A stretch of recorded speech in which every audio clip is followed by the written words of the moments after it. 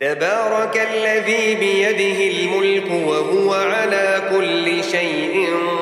قدير الذي خلق الموت والحياة ليبلوكم أيكم أحسن عملا وهو العزيز الغفور الذي خلق 7 سماوات طباقا ما ترى في خلق الرحمن من تفاوت فارجع البصر هل ترى من فطور ثم ارجع البصر كرتين ينقلب إليك البصر خاسئا وهو حسير ولقد زينا السماء الدنيا بمصابيح وجعلناها رجوما للشياطين وأعتدنا لهم عذاب السعير وللذين كفروا بربهم عذاب جهنم وبئس المصير إذا ألقوا فيها سمعوا لها شهيقا وهي تفور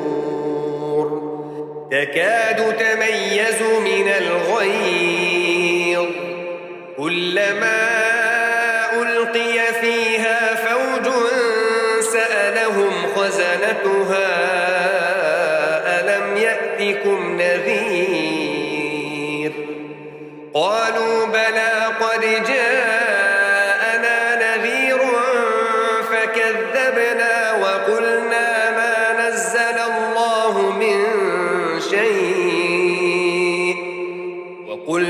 ما نزل الله من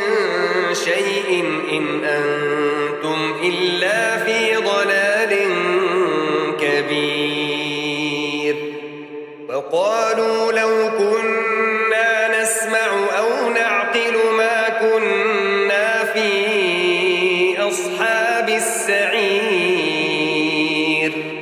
فاعترفوا بذنبهم فسحقا لأصحاب السعير إن الذين يخشون ربهم بالغيب لهم مغفرة وأجر كبير وأسروا قولكم أو اجهروا به إنه عليم بذات الصدور ألا يعلم من خلق وهو اللطيف الخبير هو الذي جعل لكم الأرض ذلولا فامشوا في مناكبها وكلوا من رزقه وإليه النشور أأمنتم من في السماء أن يخسف بكم الأرض فإذا هي تمور أم أمنتم من في السماء أن يرسل عليكم حاصبا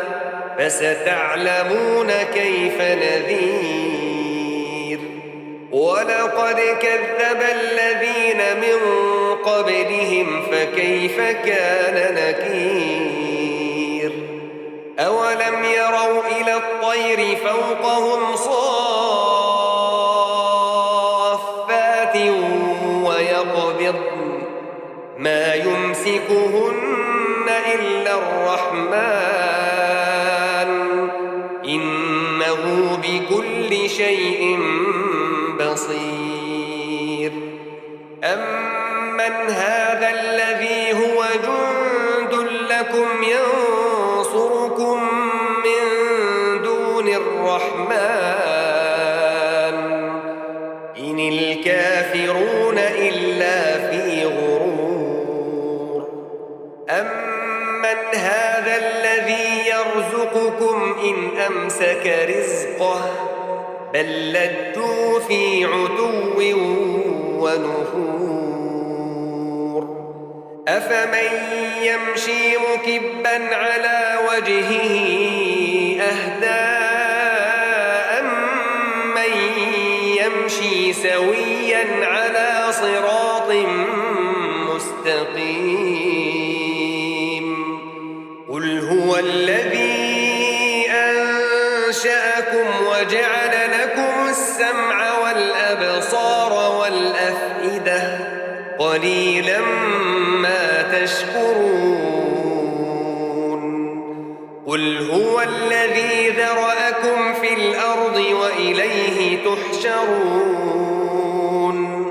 ويقولون متى هذا الوعد إن كنتم صادقين قل إنما العلم عند الله وإنما